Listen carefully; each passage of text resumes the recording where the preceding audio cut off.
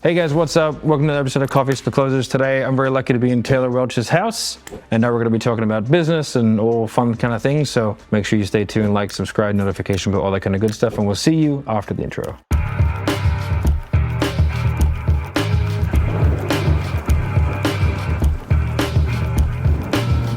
You know what? One thing that I wanted to ask you, you started running the businesses when you were younger. Mm-hmm. How much do you think of that kind of being under the age of 30 and coming up as fast as you did and scaling as fast as you did? How many mistakes do you think you made just because you were younger? All of them. Yeah. Like every mistake that you can think of. Yeah, because I came right out of church world. Okay. Well, so it was 2015. Yep. I would have been 26. I had no idea how to set up infrastructure. Yeah. I had no idea how to build a business. I knew how to get clients. Yeah. Which people kind of tend to think that that's business. Well, that's what business coaching is, right? Yeah, it's getting clients. Yeah, it's just like acquisition models. You can acquire your way into bankruptcy. Oh, yeah. Because if you don't know how to keep the clients, you're just going to Churn and throw them. Yeah, turn and burn. Yeah. So 2015 to 2017 was figuring out like how to hire people, but then I lost all of those people because I wasn't a great leader. I don't think I actually became, I won't even say a great leader, but like a competent leader. Yeah. Probably until after COVID. Yeah. Because what was it about so much that? money that I think people almost became an accessory. Yeah. It's like very transactional. But after COVID is like when I lost my first round of salespeople. Yeah. And I was like, why would somebody leave? Yeah. This is just the greatest place to be on the planet. The best. Yeah. Pay you 50 grand a month. Why would you leave? I was like, oh, they hate me. That's why they're realization. leaving. So that was my first, I think, aha moment. I'm like, Yeah. you know, how you manage people is important. And then like client retention became a big thing because if you can just retain, you guys seem to be really good at this. If you can retain customers and clients, you can bankroll almost anything, like any project. Yeah. Well, if you're, it's the ratio of front end revenue to back end revenue. Yeah. Right. So like if you're 90% front end and 10% back end, that machine has to keep going. How do you define front end versus? So like for me, it's like new cash in the business. Yeah. Right. And then anything but the new cash. So as soon as it becomes a payment plan, as soon as it becomes an extended thing, or as soon as it becomes like a resell, an upsell, a cross sell, that all becomes back end revenue. Mm-hmm. And so I have a mandate where it's like no more than 50% of our money can come from front end. Yep. Which means that like the problem that has to be solved is, okay, well, how do we maintain 50% coming from back end services? Yeah. Which then forces like innovation in delivery. It forces innovation from the sales teams because like, you know, they have to get referrals and stuff. Yep. Although I'd say the thing that I up the most was probably not, you know, my best friend's like a world-renowned dog trainer. And he went to me one day because I was talking about like, I wish they did this. And he goes, you know, behavior that goes unrewarded disappears. And he goes, that's just behavioral science. Yeah. And then I sat back and I realized that we had done nothing to incentivize the behaviors that we wanted, but we had disincentivized the behaviors that we didn't wanted. And then after like looking into kind of management styles and kind of things that you should and shouldn't do, disincentivizing is a bad thing, but you just want to incentivize, and that by proxy disincentivizes. So I have a question about that, because that's factually true. But the other thing I've noticed is that the most desirable form of problem solving is actually problem prevention. Yeah. Which is almost impossible to incentivize or celebrate. How are you, like, because oftentimes you don't even know that it's been prevented. Yeah. I mean, with money, it's a bit easier because you can track it tangibly, right? But like we want referrals, we want upsells, we want cross sells and like all that kind of stuff. So we're actually testing 2 to 3 different like packages, like comp packages for the sales teams at the moment. So I picked some very consistent guys that I know, like, okay, I know that I can get these outcomes from these people, that it's very guaranteed. Mm-hmm. And then from there, trialing different like ways of compensating them based on like back end and front end. So at the moment, I've got one guy who's got 2 comp plans. One if he hits the KPIs that I give him, one if he doesn't. Like a tier? Yeah, so, and then it's like he has to upsell at least 1 in 6, and he has to get a referral that buys from 1 in 10. Nice. So if he does that, and then I have a customer service team that's also offering upsells, then we should be able to maintain like a 25% upsell rate, which is the overall KPI for the 25? business. Yeah, 25%. Nice. which we're not at, but that's like the KPI. Yeah. And so then that forced like the whole delivery team to sit down and kind of re-engineer the whole, like the first 14 days and stuff like that. And so we started engineering this. It ended up becoming a very, very large project, which is going to take about 6 months to fully roll out. But like even to the point where like they'll get a call on a certain day and they'll be offered a gift, which is like a thank you, just a random gift, which are really, random gifts are way better than planned. And it's like, hey, you know, we saw that you achieved this milestone in the portal. Just wanted to say, well done. We're going to send you a signed copy of Jeremy's book. Nice. Right? And then, but the referral call is pre-planned for 2 days after they get the book. Nice. So trying to kind of like engineer all the emotional high points and stuff like that, and give everyone a fighting chance of actually being able to do it. Yeah. And then from there, it feeds up to everybody else to do the right thing to make sure the clients have a good experience. But like when you're onboarding, you know, we sell 8,000 clients a month. Yeah. Yeah. Ridiculous. Yeah. Yeah. We do like, it's like new customers is around 2,500 to 3,000. Okay. But they're not all coaching clients. Customers. Yeah, customers. Not clients. No, exactly, customers. Okay. So, because we have a really successful kind of front-end self-liquidating offer, and that produces like 100 a day, roughly, like it kind of give or take. It goes up or down depending on like the liquidation levels, but those are customers. And then from there, we have a ascension process where we're aiming to kind of get those people into coaching programs and So stuff. 3,000 a month, is that books, front-end courses? And coaching, yeah. And coaching. Coaching's like 20 a day. Bro, that's an insane high level of upsell or like front-end customer to client intake. Yeah. That's really high. Yeah, the onboarding is pretty good. It needs to be better. So Inner Circle, which is our top one, we usually only allow 25 a month. So that is usually just sold via email to the current client database. Like we don't have to sell that. So we just sell 2.0 and 3.0, and 2.0 is just a virtual training platform. Nice. So there is no coaching deliverables that go along with that. They're just like, hey, you learned these things. This is what you get. And they get more than what they've paid for. They get more than what they paid for. And then 3.0 is like a very, very comprehensive kind of more middle tier program that has an awful lot of stuff in it. Like there's 52 group training sessions a week. So 500 would be a combination of 2, 3, and Inner Circle. Got it. So it's like 12%, right, of customers to clients. Yeah, or if we're signing up like 500, it's like, yeah, anywhere, yeah. But like, not all those people ascend. Like the average buying cycle is like 4 months. That just means your sales team is really good. They are good. So, because at TF, we did 3.5%. And if you take everything, combine them together, it's like 3-ish on like 7,000 or 8,000 customers a month. Yeah. So that just shows you the differential right there on your ability to upgrade them. Yeah, we're quite lucky in the fact that like, so I wrote the Ascension model and I wrote it based off the educational pathway. So it has nothing to do with anything but education. So I didn't write it for money. I didn't write it on like the most efficient manner. I wrote it on the way that makes the most amount of educational sense. Because like any PQ is a method that requires a fundamental understanding of how it works. Like it is a proper like method. Yeah. And so you have to learn that first. We tell people not to adapt it quickly. Like we have a slow roll adaptation. Like don't just quit what you're doing. If you've been in sales for 10 years, like I tell people, I'm not arrogant enough yet to tell you, like just throw it all away. Yet. Yeah. One day I definitely will be. And I'll sit here and people can look at my bookshelf with my Lamborghinis in the background and right? Lamborghini Porsche. Porsche.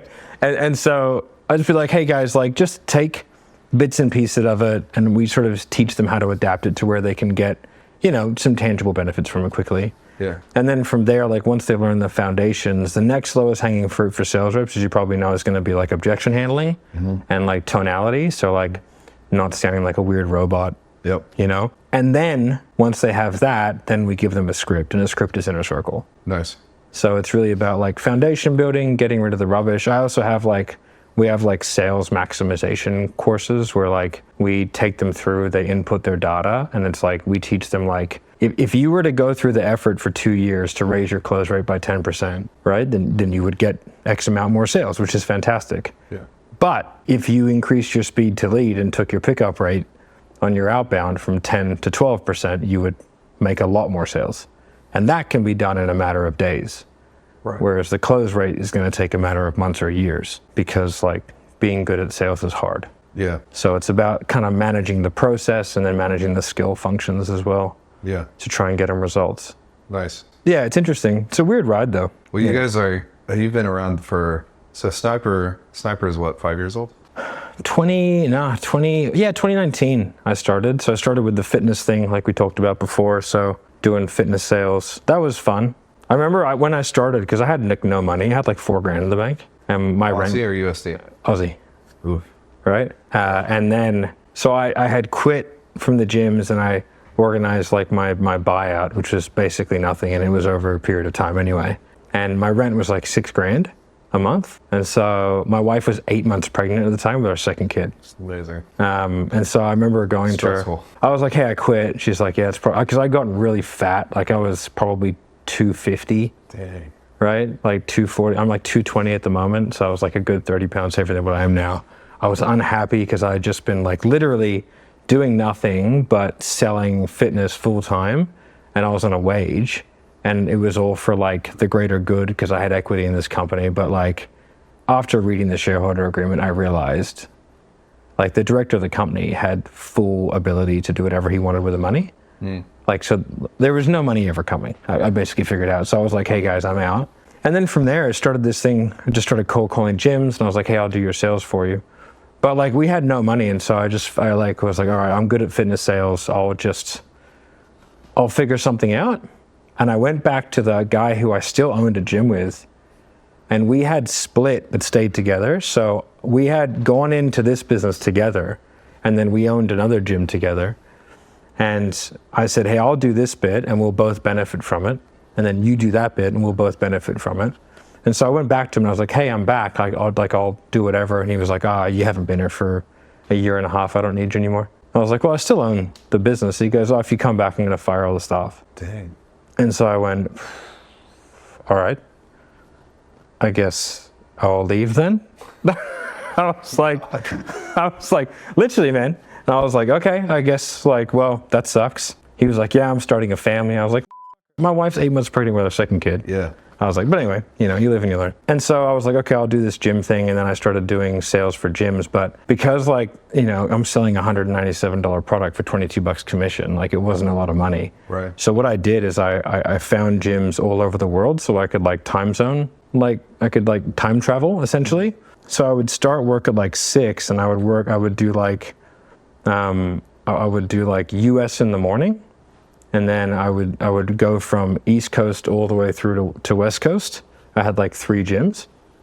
And then what I would do is at like midday, I'd start doing sales for Australia. And I would do sales for Australia from like 12 until like 8 p.m.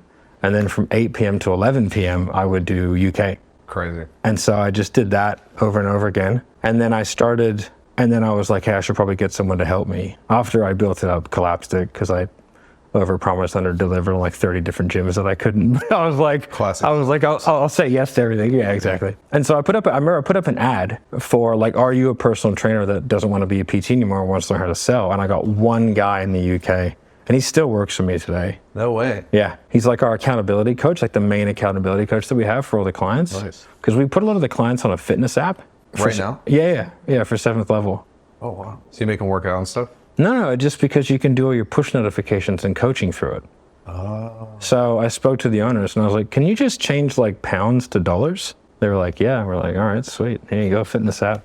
And then they can track all their stuff. They can ask questions in the app and they get push notifications out. So they track their sales metrics or their biology metrics? Both. Wow. Yeah. How many people do you have on that app? We're beta testing it at the moment. Like it's been around for a while. There's a few hundred on there right now. That's actually brilliant. Yeah, but we're looking. I got a few ideas like about tracking. Buy that app? Yeah, like we're talking to a few of them. Yeah. I want to try and see if I can predict slumps using HRV. You can probably for sure. Yeah, I would think. Because your MO, correct me if I'm wrong, but this is what I've seen from following you, is you'll use something and then you'll just buy it. We've done that a few times. Okay. Yeah. So that's why I was like, you're probably gonna buy a fitness app. Yeah. Do you have wear a Whoop or Aura or? So I would like to get him to wear like an Aura or something like that. I had a fitness guy come in for a while and test it on all of Sales Sniper. This is back when we had like 150 reps at Sales Sniper selling full time, and so I had everyone on an Aura ring. I bought everyone one. Yeah. And then I paid for the whole company to get like personal train just so we could try and track everything. Yeah. But it was like it wasn't set up well enough at the time to do it. You know what noticed more of a correlation in slumps than HRV is reps who would walk outside Yeah, right. and get sunlight. That makes sense. That was heavily correlated. Start putting happy lamps on people and just strap them to a chair, make them Because if dial. you think about it, dude, it's like what people will hit their rut every day right after lunch. Yeah. So you just like, maybe you remember this, go for a walk right after lunch outside. Yeah. Yeah, even if it's cold. And people just had kind of got them over that Yeah. that lunch lull. Yeah. Maybe put some plungers in the new office when you get it back up and running. We don't even have an office right now. Yeah. We're all remote. It's Yeah. the weirdest thing ever, dude. What are your thoughts on remote versus office? For the culture, there's nothing that beats in-person Yeah. office. Like, we're doing okay now, but the remote work is just like, what my preference would be like in-person office 2 to 3 days a week. Yeah. Work remote on the other days. That way there's a little bit of both. Yeah. Because I think sometimes certain types of people are more productive remote than they are in office. Yeah. But there's nothing that like, and we would have all team meetings. We have 80 people crammed into, we had a chain of conference rooms. Then everybody would just be in conference rooms, and like that energy, you can't rival that. Yeah. Remote. We've just started mandating that everyone has to be in office. Yeah. Yeah. I mean, dude, especially for sales, Yeah. it just makes such a, I would tell people when hiring them, it'll be 6 months before you hit your targets if you're remote, or 30 days if you can move out here. Because your learning curve is so much faster. Yeah. You know? Yeah. So is that in Scottsdale? Yeah. Nice. Yeah. Scottsdale seems like a good place. It's sort of, for sales, it's a very good location because of the time zone. Yeah. So you can do EST and Both PST. sides. You can also hit some Australia Yeah. because we have like a fair bit of active lead generation going in Australia. Nice. That's been super interesting actually, because the marketing in the UK versus the US versus Australia is totally different. What do you notice about this different in the UK particularly? So the UK, we tried to crack it and we couldn't. So we're just like, hey, Marco, go to the UK for 2 months just to figure out the people. And what we noticed is that there are very, very few individual brands. And they don't believe you. Yeah, it's all franchises over there. Yeah. And so like all the food, all the rest, everything is franchised. So there's no independence. Tall poppy, they'd say comes from Australia. Yeah, but big I feel time. like it's worth in the UK actually. Yeah, so what we've sort of figured out in the UK is that one, a guy like Jeremy in a polo shirt's not going to work, right? It's got to be someone in an office with a suit on, Yeah. right? So we've tested me, like nice sky background, you know what I Have you mean? tested a female? Not for the UK, but we do have a female for the US. I bet a female would work in the UK. Yeah, and then it had to be brand focused, and then the commission structures in the US and the UK are different. There's not very many commission-only sales reps in the UK. They're bonused. Got it. So they're all high salary, like with quotas and bonuses, and then they're trying to climb the corporate ladder. Got it. So it's like my story would actually resonate more because it's like from sales guy to CEO. Like that would be a better storyline Yeah. over there than like Jeremy making a bunch of money as a sales dude, walking around just being Jeremy. Like that doesn't resonate that well over there. Yeah. And then from the Australian side, we had to tone everything down in terms of like, Believability. yeah, exactly. And then we gave him like, because I'm Australian, like we had him wear Australian brands, and that actually made a huge difference. So it's clearly Australian brand clothing. Did you teach him how to have an accent? No, that would have pissed everybody off pretty good. They would've- Just some guy going, hey, man, how's it going? Yeah, hey, you ripper. Ah. Jeremy doing that though? Yeah. That would be amazing. It would be. That'd probably work in the US. It would be. It Be would like, be. Yeah. oh dude, this guy. Yeah, who is this guy? Yeah. So, yeah, so like we bought a few, like we bought like an ops company. Basically, like you just buy to absorb staff. Like that's the only reason why you do it. Yeah, you buy the players. Yeah, you just buy the people. Or the, I guess, technology if you're talking about the fitness app. Yeah. And so like it's just like we could spend the next 6 months and a bunch of money trying to figure out how to do this and replicate it, or we could just like offer them some money. Sometimes it's not even money. Sometimes it's like, hey, we'll provide oversight infrastructure Yeah. in exchange for like you guys coming in. And so some of them have been like more operating agreement type deals where like we'll provide income floors for the owners, in which like that level of stability in a growing business is sometimes really nice. Yeah. So we'll go, hey, I'll make sure you never make less than 10 grand a month. Yeah. And we'll do your finances and your books and shit. And they go Dude, like, yep. The hardest part to me about learning how to acquire is that there's really like no rules at all. It's Yeah. different every time. I watched the Bob Iger thing on it, and he had, Masterclass, the app? Yeah. Bob Iger has one on there, and a lot of it talks about the acquisition of Pixar, the acquisition of Marvel, and a few other ones, and like the negotiations. And he had it came out in 2019. He had a really interesting thing where he said, like, you have to really understand like the value attributes of your brand, and then you can never acquire a brand that has conflicting value attributes. And that was the big thing.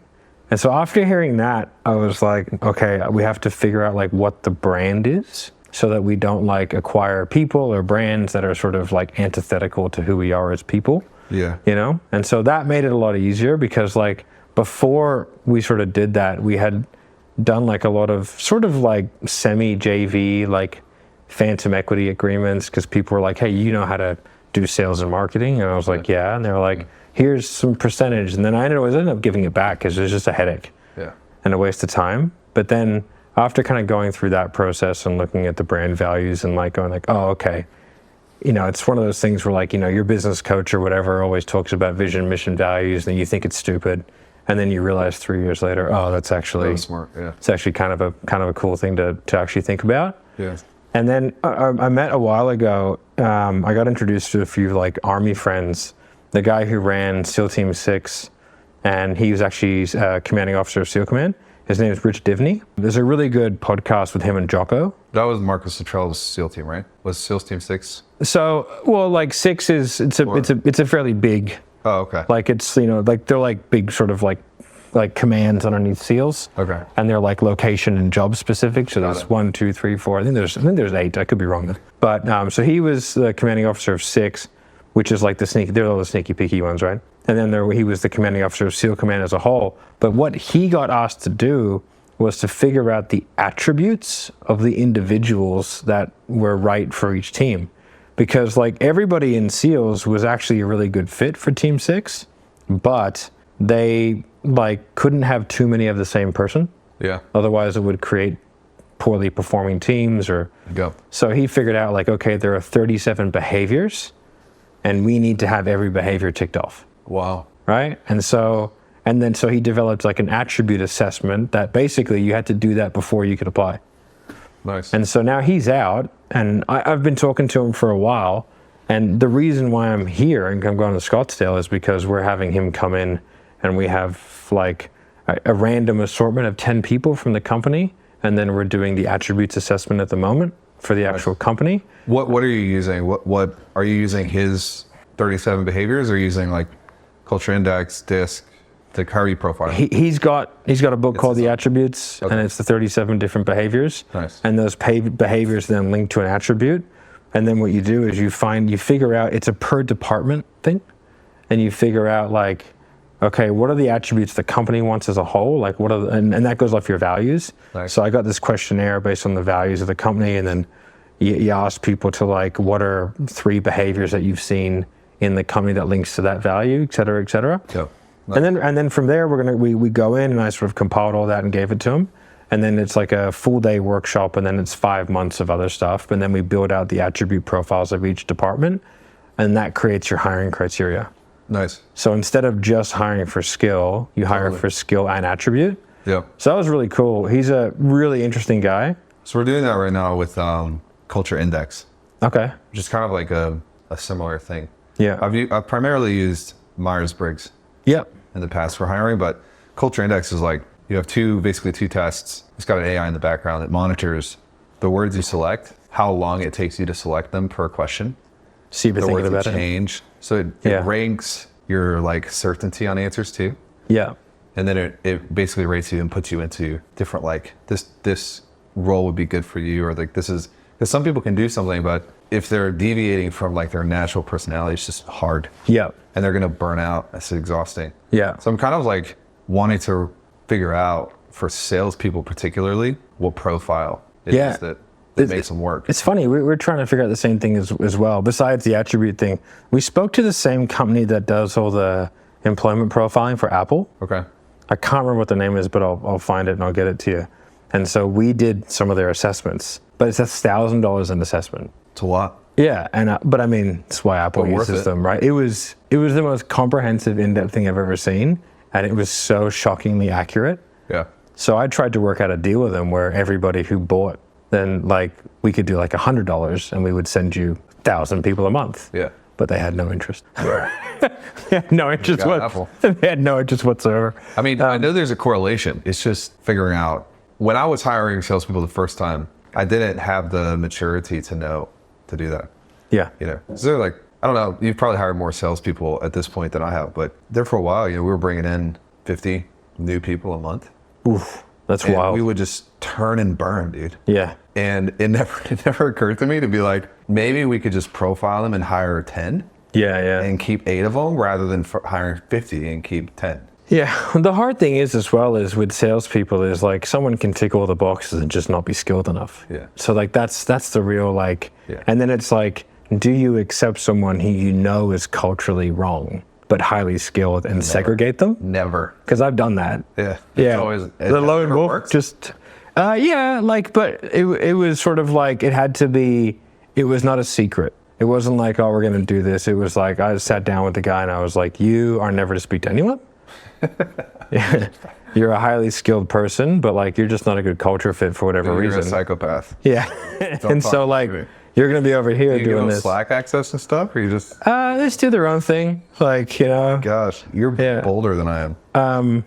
But like, I'm super comfortable controlling those people. Like personally, I'm very comfortable. Like, hey man, we can't do that. And also like, as long as you keep them in a box, right? Yeah. And it's not that they're like unethical salespeople. That's not what it is, because I won't hire them. It's more like they're just terrible culture fits.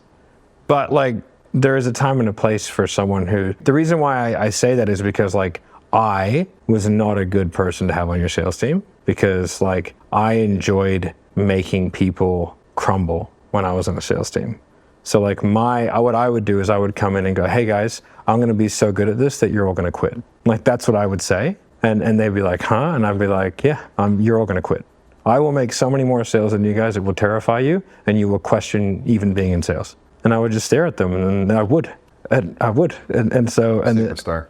Yeah. And I just like, and for me, because like I come from a special ops background, like it took, like I'm not like that anymore. And I see how that was stupid. Yeah. But the environment that I used to be in, that was stupid. Your worth as a person was how good you were. Yep. Your identity. Yeah. And so like, you know, me and my friends, like all my friends are all, like my close friends are all ex-special ops, and like there's a real interesting transition period that happens when you leave and you realize that the green machine will go on without you. Yeah. Because you thought that you were integral to the freedom of humanity and then center of the universe. And then you realize that you're not. Yeah. You know, you're like, oh, okay. Someone took my spot. Oh, it's interesting. Yeah. And so, and especially when your entire identity, and like in special operations, like if you're bad at your job, you're hated. Like, I mean, like it's... Because you're like a risk. You're a liability. Yeah. The level of ruthlessness is borderline like unfathomable, you know? Like dudes will joke like, oh, hey, we're gonna try and make you kill yourself. Wow. And it's like, and make sure you go vertical, pussy. You know, like, dude, like the most ruthless things like that, and that's tame. Like ruthless. Because like when you're going out and doing the thing, if you don't trust someone, it's a big deal. And so like that is a very hard stench to get off you, because in reality, like if someone's not that good at sales, like they're probably still a great person or, you know, a great dad or whatever. You want them to quit. You don't want them to kill themselves. Yeah, exactly. So like I've kind of, you know, I've come through that now, and the more I've been in business, the less I sort of think that way. And yeah. You know, but that is like, that's where standards come from. And I will say that seems to be like the pandemic of small business. We were talking at lunch today, and someone who won't be named, you're saying you saw them on a webinar. He was like, to be a coach, you don't have to be an expert. You just have to be one chapter ahead. One chapter ahead. That's terrible. But when you think about like, what are you teaching people? Like the standards are so low. Yeah. And that's coming from a prominent leader. It's like, there is something really refreshing to A players about being in an environment. Our top salesperson right now, he is here because he wants to be beat up. Yeah. And he's like, I think that you're the intense enough to take me to the next level. Yeah. That's an A player. Like they want to be beat up. Yeah. And I think there's something wrong when people are coddling, and like he said, you know, with the whole sales culture has gotten super weak.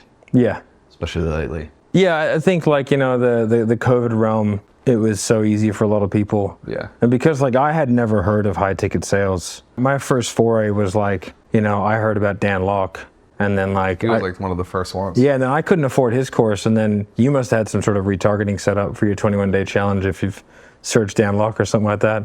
And then I did your $97 21-day challenge, and that was what introduced me to high ticket closing. Like I had no idea what it was. I'd never heard of it. Yeah. But I've been in sales for 10 years. Yeah. And then like when I came in, I was like, oh, there's all these people who are like brand new salespeople, and they don't know how to be salespeople. Yeah. And so when I came in, I was like, oh, this is like way easier than the stuff I was doing, and the commissions are way higher, and like things are getting booked on my calendar. Like this is wild. So you're gonna give me leads? What does that mean? This is wild. Like it was so crazy. Yeah. And like everyone just kind of took it like that's normal. Yeah. And I was like, this isn't normal. Like this is like the greatest opportunity that I've ever seen in terms of being a sales professional. Our old sales people used to call leads, but they were really customers. They weren't even calling the leads. Yeah, they had were bought something. Customers. Yeah. They were like, well, the lead quality has gone down. We're like, we have their Amex. You're talking to... There's no such thing as lead quality going down. We have their credit card. Yeah. I was like, Yeah. I can't fix this. Like, even like my team, like, because we have a lead scoring system. Yeah. Every now and then, like, we'll go, hey, let's listen to 5 calls that are all lead quality of 2 out of 5. And is that automated? No, we try and have as subjective a system as possible. But I mean, you know, sometimes it's like makes 30 grand a month. Yeah. Has been following Jeremy for 2 years and is a 2 out of 10. It's like, mate, you just couldn't close it.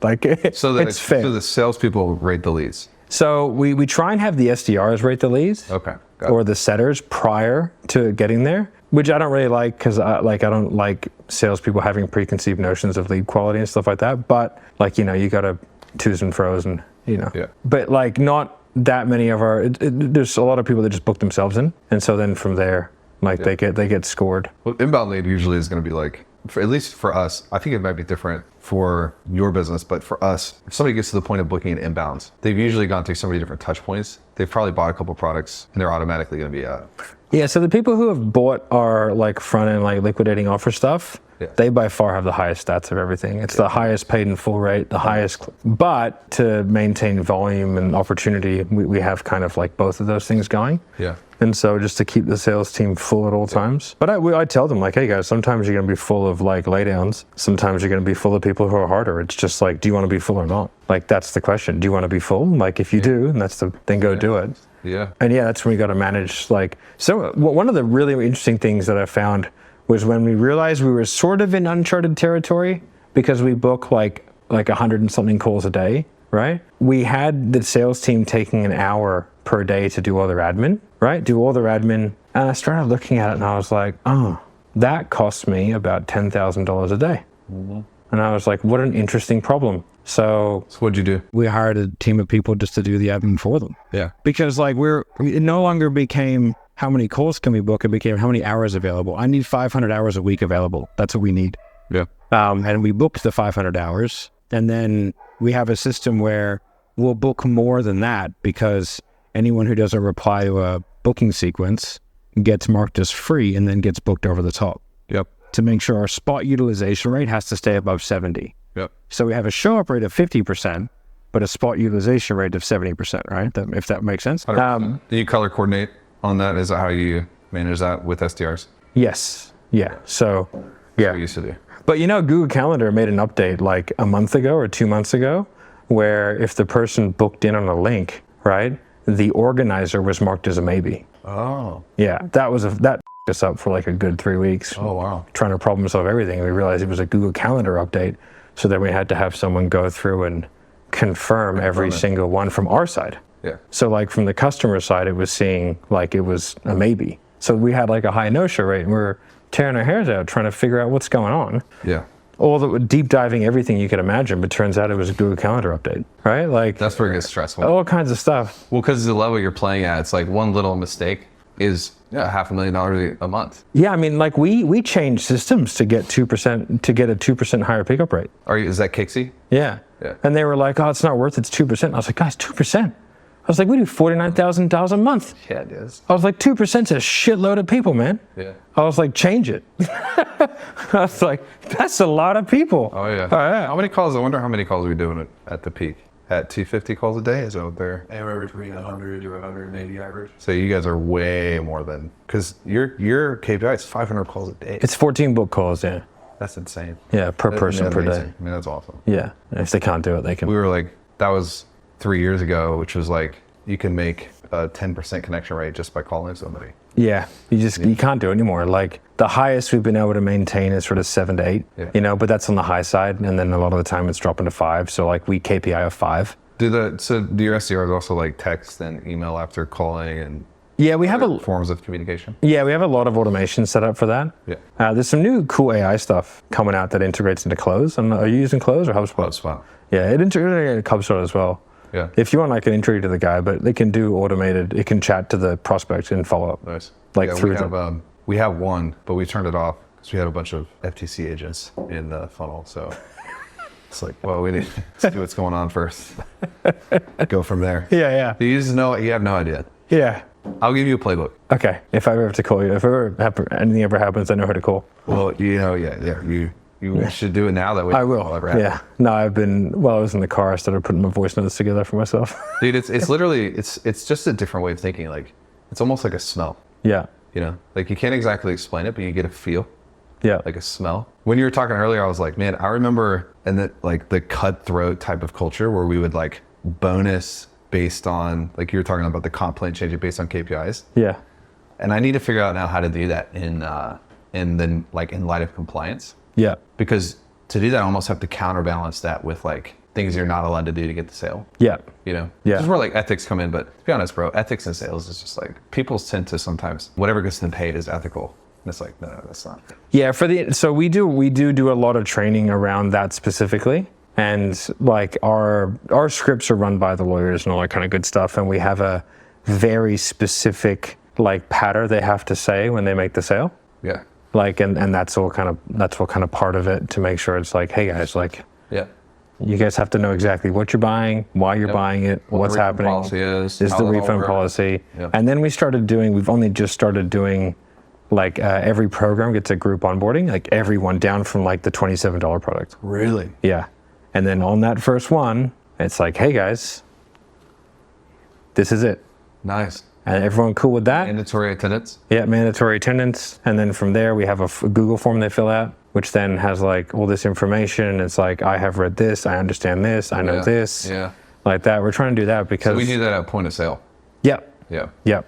Yeah. So same thing, but just slightly ahead. Yeah. So we have a point of sale one, and then we have a sort of... Because what we found is like, actually, if you end up nullifying both contracts if you do the point of sale contract wrong.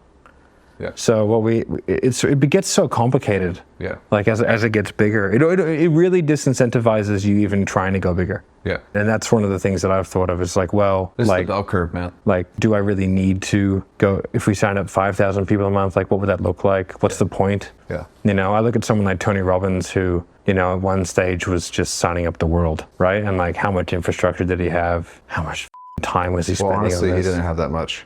I didn't. Because it's Tony Robbins. Yeah, he's got his hands are big enough to support everything. I mean, yeah, the branding goes, this is where it's like, man, Hormozy's nailed it on branding. Because branding covers a multitude of sins. Yeah. Inside of your infrastructure. Yeah. If you have a good brand, it's like, you know, oh, it's Tony, you know, whatever. But it's like, if you don't have a brand, it's like, yeah, I want a refund, you know? Yeah. I don't feel good about how you didn't call me. And it's just like wildly different experiences. Yeah. I think like, cause I'm a little bit older than most of the guys in the coaching space. Like I'm 39 and I'd already run a few businesses and sort of had things go shit. And I'd had some personal, like, you know, military experience. And I think like, as I sort of entered into the market in COVID, I sort of saw everyone doing stuff. And I was like, and I see it today.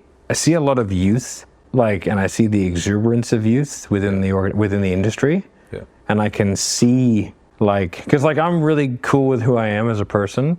Like I don't need more friends. I have really good friends. I have great kids, great family. Like I'm very happy with who I am. Mm-hmm. I see a psychologist because like I have army shit that I want to deal with and I want to be a better dad and a better husband, all that kind of shit. Yeah. And so I work on that, but like I am fully okay with who I am. And I know that I'm like genuinely a pretty good person. I treat people quite well. Yeah. And so like that gives me like a very good feeling of rest, that like I don't need to chase certain things. I don't need to lie about revenue. I don't need to like do stuff. And I can see like people, you know, just sort of making those mistakes. And I'm just like, that's just a symptom of like I couldn't imagine being as successful as I am now, which is like, I feel very lucky to be doing well, but obviously there are people doing way better.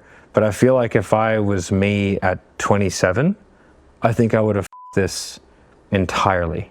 Like I think I would have screwed everything up, and I would have made catastrophic mistakes, and I probably would have made a lot of enemies in the process. Yeah. And so I'm quite glad that I have the ability to be like the older person in the organization. And then I staffed it up with people who are older. Like my finance department is all in their 60s. It's wisdom. Right? Because they know stuff. Yeah. And they give me insight that I never would have had. Like my bookkeepers call me up and they go, hey, you should look at this. And I go, oh, that's interesting. Thank you. Mm-hmm. You know, my CFO is like in his 50s and he's been the CFO of huge companies. And, you know, I've got a mentor who's older than me and done much, much, much bigger things than I probably ever will. And that's given me the ability to go like, all right, cool. Like I can just chill the out and be okay. Be okay with everything. Because I see companies, you know, where the CEO is 27, 25. I'm like, mate, like C-level positions, like now that I understand them, that's not a position for people who haven't had significant experience. Yeah, you can't learn it in a book. You have to learn it from someone who's gone through it. And also like internal promotion is the death of a company. Like I remember like one of my best friends from the military is my VP of operations. And he came to me and he goes, hey man, how do I be the COO? And I said, you have to quit, bro. And he goes like, what do you mean? I was like, dude, like I can't, you were here when this business was like a $300,000 a year business. Like, and you've learned an awful lot along the way and you've grown into a phenomenal VP of ops. If I make you the COO, you will shit the bed and I will fire you. I go, because what I will expect is tremendous. And also like, there's no point because like, you know everything that I know. So like you have to quit, which would suck. Go and be the VP of ops of a much larger company and then come back as the COO where we're a little company compared to what you're used to now. Then you bring shit to the table that I couldn't possibly imagine. But like, I can't surround myself with the C staff that I know as much as all of them. Like that just doesn't work. Yeah. We're going to end up missing something. Yeah. And so it's called the Peter principle, I think, where it's internally promoting someone to a state of incompetence, which is why like, you know, government is usually full of idiots. Yeah. Because like the best politicians have all been offered private, you know, they've been offered the CEO of some massive company or whatever. Yeah. Some private geek on a board getting paid tons of money because they're innovative and good thinkers, but it's just the ones who were left. Yeah, pretty much. you know, 100%. And same as the military, to be honest, like it's the people who just stay. You know, it's why like the military very rarely evolves from a leadership standpoint. And so I think like that was a big one for me when I realized like, oh, okay. Like internal promotion is okay, but only up to a point, and we have to be able to have really difficult and honest conversations with people about like where their future is in the company, so we don't set false expectations and start creating resentment and shit like that. Yeah, 100%. What's one thing you wish you would have done different? Then I've got to roll downtown. Yeah, one thing I wish I would have done different. I like I said before, I wish I would have started taking money out of the business sooner. And it's not because I want more money. Like it's just because I feel like I would have made better decisions along the way. Yeah. You know, because like when you're removed from it, like the reason why, like I remember when I was like war fighting in Afghanistan and you get an order to do something from up high and you wouldn't understand it, but you do it and it would work out. Yeah. And you're like, oh, okay, because that person is at a 30,000 foot view, but they're also like in a bunker. They're protected, so their decision making is cool, calm, and collected. And if you're working for a business where the person is like relying on that business to make money, they're going to make far more emotional, visceral decisions than what someone who's just like chilling out and pragmatic about it. Yeah. You know, like Bob Iger is worth, you know, what I think he's worth 79 million. Yeah. You know, personally or so. No, sorry, 690 million. Sorry. Yeah. And so like he's sitting back as the CEO of Disney just going like, all right, let's try and fix a few things, but he's not worried about it because he's chilling no matter what. Yeah. So yeah. Beautiful. Put that coffee down.